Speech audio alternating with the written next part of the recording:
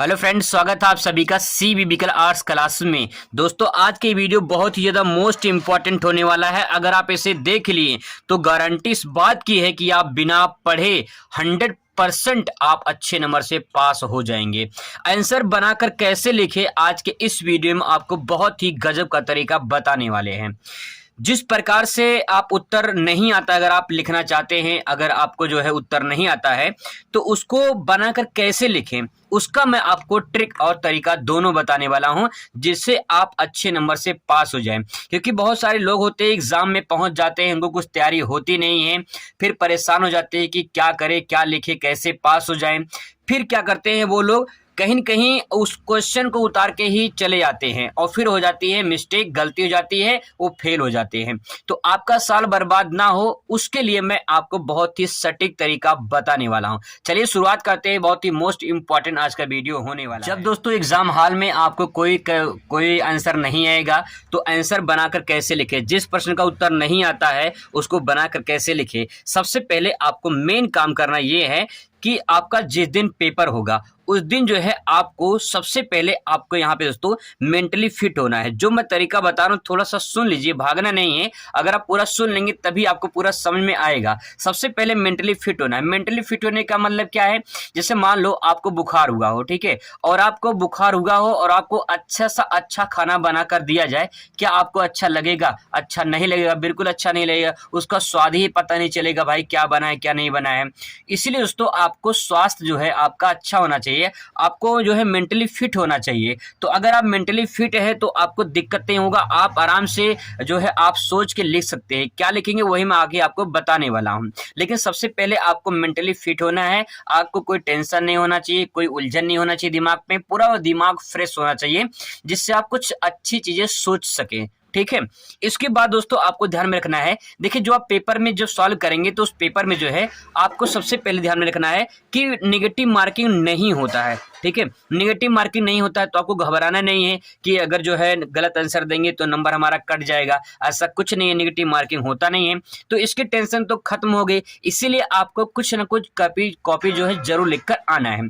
दोस्तों एक बात और आपको बता दें कि जो कॉपी एग्जामिनर चेक करते हैं वो 100% गारंटी से बता रहे हैं आपको कि कोई पूरी कॉपी पढ़ता नहीं है। पिछला रिकॉर्ड में अगर बता दूं 2023 का, तो 2023 का जो आंकड़ा है, पिछला आंकड़ा आप यहां पे देख लीजिए। 2023 का जो पेपर हुआ था उस पेपर में 3.19 करोड़ कॉपी थी। ठीक है, 3.19 करोड़ कॉपी थी। ठीक है, अब इस कॉपी को 1.5 लाख टीचरों ने चेक किया था। जानते हैं कितने दिन में? मात्र 15 से 16 दिन में।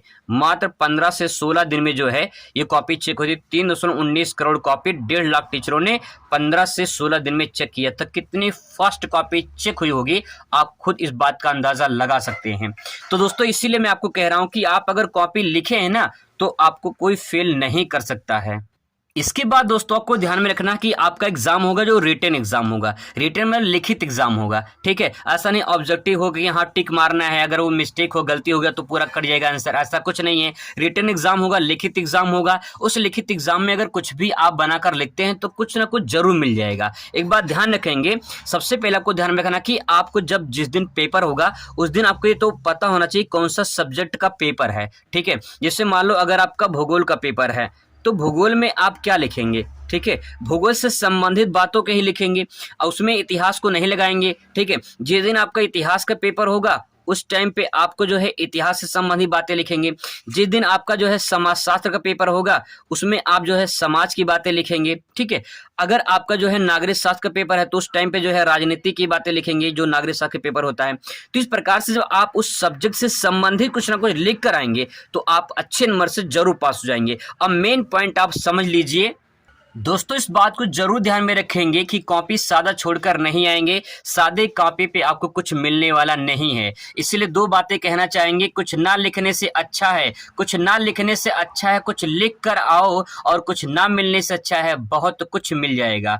तो अगर दोस्तों आप कुछ लिख कर आएंगे तो कुछ ना कुछ आपको जरूर मिल जाएगा। मैंने इसलिए आपको बता दिया है कि जो भी उस टाइम पे प्रश्न पूछा जाएगा उस प्रश्न से संबंधित आप कुछ जो दिमाग में आएगा, जो दिमाग में आ गया जो दिमाग में आ गया भाई लिख देना। अगर सब्जेक्ट का बस ध्यान रखना कि भूगोल की बातें हैं, मतलब भूगोल का पेपर है तो भूगोल से संबंधित आपको लिखना है, समाजशास्त्र का पेपर है तो समाजशास्त्र से संबंधित लिखना है, इतिहास के पेपर है तो इतिहास से संबंधित आपको लिखना है। अगर इस प्रकार से आप उस सब्जेक्ट से संबंधित कुछ लिख कर आओगे, अगर आप जो है 10 पेज भर कर आओगे, कुछ समझ में नहीं आएगा तो उस टाइम पे अगर आप 10 पेज भर दिए तो गारंटी है कि आप पास होगे, फेल नहीं होगे। फेल होने की नौबत ही नहीं आएगी अगर आप इस प्रकार से अगर आंसर लिख कर आते हो। तो दोस्तों ये छोटा सा इन्फॉर्मेशन था, बहुत ही मोस्ट इंपॉर्टेंट है।